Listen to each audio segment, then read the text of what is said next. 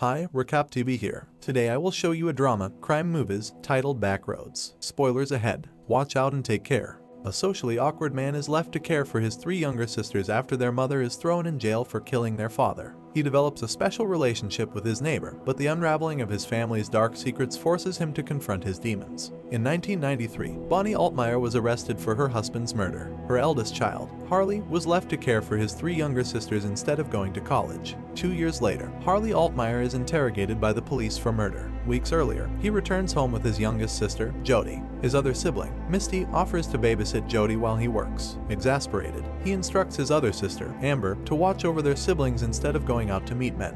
However, Amber refuses, claiming that Harley's jealous of her social life because he's forced to work for their expenses. Hurt, Harley calls her a harlot, prompting Amber to slam the door in his face. At dinner, Harley notices that Jody hasn't eaten her sliced hot dogs. Misty and Jody argue about the food, so Harley gives Jody his share to get them to stop. Harley gets up to leave when Jody stops him. She then peruses him his fortune, referring to that he's the expert of each and every circumstance, and gives him a piece of paper. Later, Harley heads to work at a grocery store, where he sees his neighbor Callie Mercer. The woman asks about his sisters and mentions how the trip to the store has been the most relaxing part of her week. She then reminds him to allow Jody over to their house on Monday. Soon, Harley heads home and checks on his siblings first before going to bed. Harley then wakes to Amber doing the deed with an unknown man in the living room. He takes his rifle outside and fires it into the air, interrupting the couple. Amber's partner quickly flees, causing the two siblings to argue while their younger sisters watch. Harley then drags the couch outside, sets it on fire, and stares at it soullessly. The next morning, Jody says she heard their mother was due for capital punishment for her crime. Harley assures her that it won't happen and tells her to drop the subject. Later, Harley and Jody arrive at the detention center to visit Bonnie, who's ecstatic to see them. Bonnie wonders where their sisters are but realizes Harley doesn't want her to see them. Hurt, Bonnie asks what's bothering him, but he starts to cry, claiming that Bonnie wanted to go to jail. Harley starts hyperventilating and collapses to the floor. Bonnie worriedly attempts to help her child, yet the watchmen remove her. The following day, Harley meets with his specialist, Betty Parks, for their arrangement. She commends him for having the courage to see his mother. When Betty asks about his relationship with his father, Harley quickly excuses himself from the session. Later, Harley drops by Callie's house to pick Jody up, and the married woman invites him in. As they watch her daughter, Esme, and Jody play, he comments on her daughter's unique name.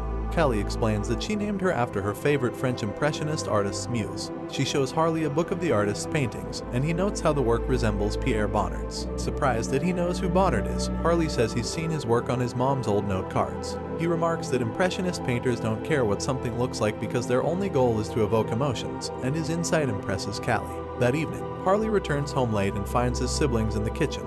He reprimands Amber for wearing his shirt despite telling her not to. The two argue about Harley's lack of money when Misty interjects that Callie stopped by earlier to drop off a book from the Art Institute of Chicago. Amber insults Callie, believing she only seeks attention from younger men when her brother retorts that he foresees Amber living in a trailer with 5 kids and no husband. Afterward, Harley peruses the book Callie gave him. The next day, Callie approaches Harley at work, and he says thanks to her for the gift. Harley shares that he liked a Pierre Bonnard painting depicting Adam and Eve. Later, Uncle Mike visits the siblings, enumerating what he thinks needs fixing on the house. Mike then hands them a photo album of his son, whom he's very proud of.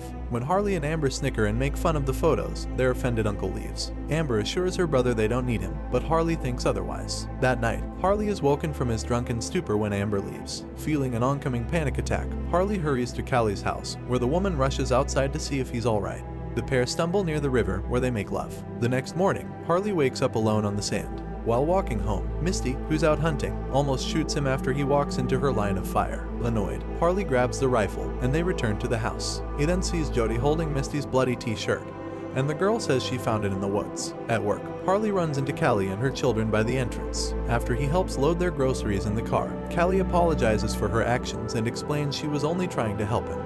Harley admits he thinks about her often, exciting the older woman. They move to kiss, yet they're intruded on by her youngsters' voices. Callie then welcomes him to come over after his shift since her significant other's on a work trip. Harley returns to the store, and his boss, Rick, scolds him for his unkempt appearance and tardiness. Rick informs Harley that he received a complaint regarding a bagging mistake and tells him to do better. Later, Harley heads over to Callie's house, and he admits he's going through a tough time at the moment. Callie asks how she can help, and Harley requests they do the deed again. Callie obliges, and they make love in the living room. The next morning, Callie wakes Harley and says he needs to leave before her kids wake up. Harley returns home, sits by the scorched couch, and smiles. Moments later, Amber angrily informs him that she found $1,000 under Misty's bed. Harley confronts Misty, but she explains it was Bonnie's money that she was saving up to leave their abusive father. Harley decides they ask their mom what they should do with it, but Misty reminds him she's no longer allowed visitors due to his panic attack during the last visit.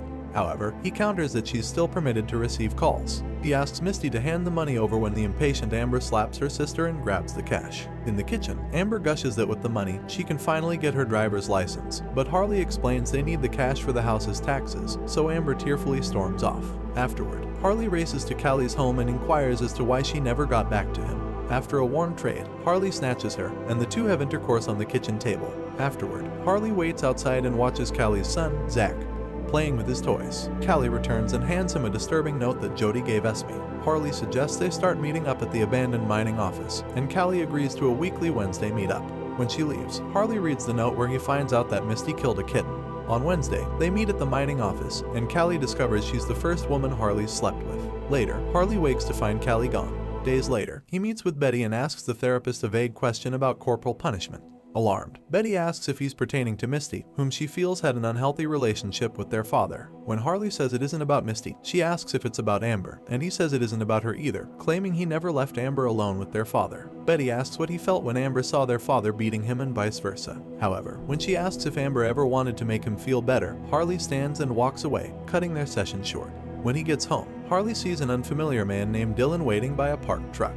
Jody says that Amber's running away with the man, so Harley tries to stop her. Be that as it may, an enraged Golden faults him for everything before she and Dylan drive away. Harley then guarantees a sad Jody that she'll be back soon. In Jody's room, the girl thinks Amber left because she and Misty fought about Harley. Harley then asks if Misty ever explained her bloody shirt, but Jody claims she doesn't know but thinks the blood might be their father's since she saw Misty hugging him after he got shot. Confused, Harley reminds her that Misty was at the mall during the murder, but Jody insists that their sister was there. Harley realizes it was actually Misty who shot their father and tearfully asks Jody why she never told the police. Jody reasons it was because they never asked her. The next day, Harley asks Betty for help to see his mother. He arrives at the prison and tells his mother that Misty found her money. Bonnie says they can use it in the future, angering Harley, who's done taking care of his sisters. Again, he accuses Bonnie of purposely going to jail to leave them. Harley then asks what Misty's relationship with their father was like.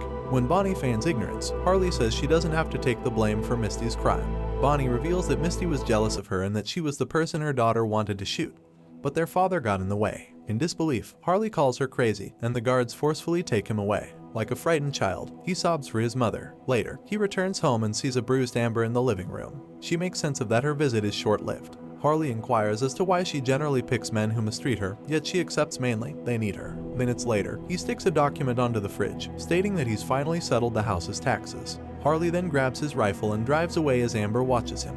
He rushes to Callie's house, who tells him never to visit when Brad is around, lest he grows suspicious of why she had to talk to him inside his truck. Harley explains he only wants to know if she's mad at him since she left him last Wednesday and requests she not leave next time. Irate, Callie says she can't afford to destroy her family, but Harley declares his love for her. Before getting out of the truck, Callie says they should stick to the meeting on Wednesdays, to Harley's dismay. At work, Amber comes by to say goodbye because she's moving in with Dylan. Harley cites that she only wants Dylan because he hits her, just like their dad did.